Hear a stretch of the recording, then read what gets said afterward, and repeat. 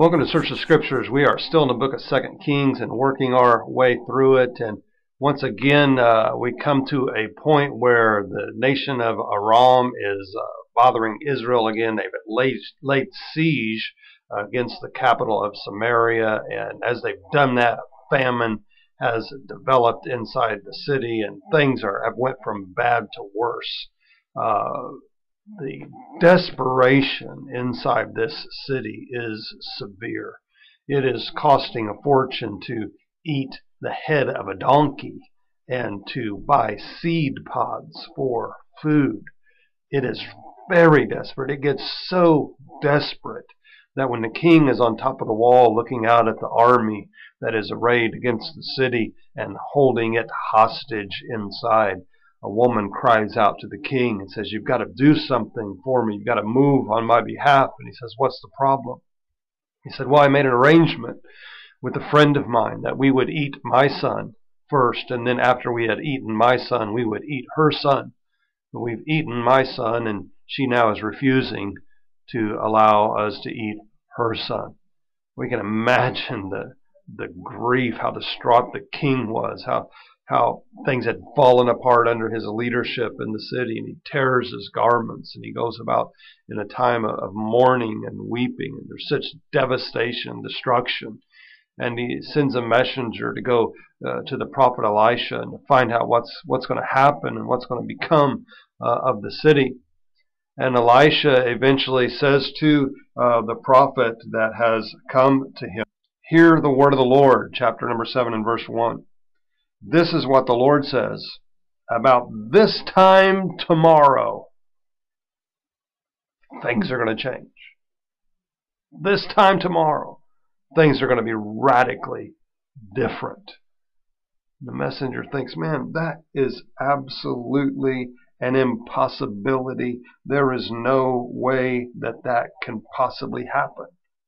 He says, "Look, even if the Lord should open the floodgates of the heavens, how could this happen?"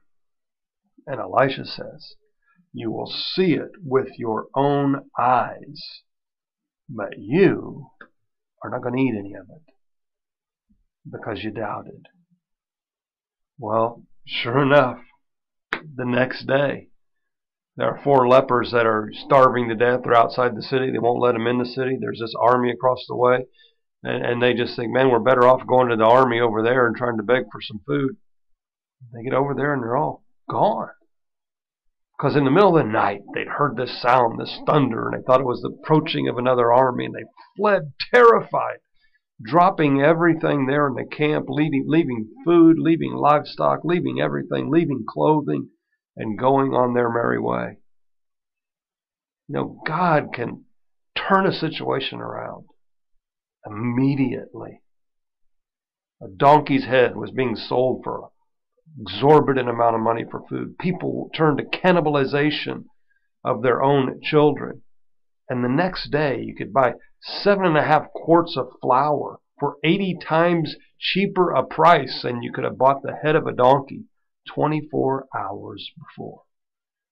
God can turn your situation around immediately, overnight. It is an easy thing for Him to do.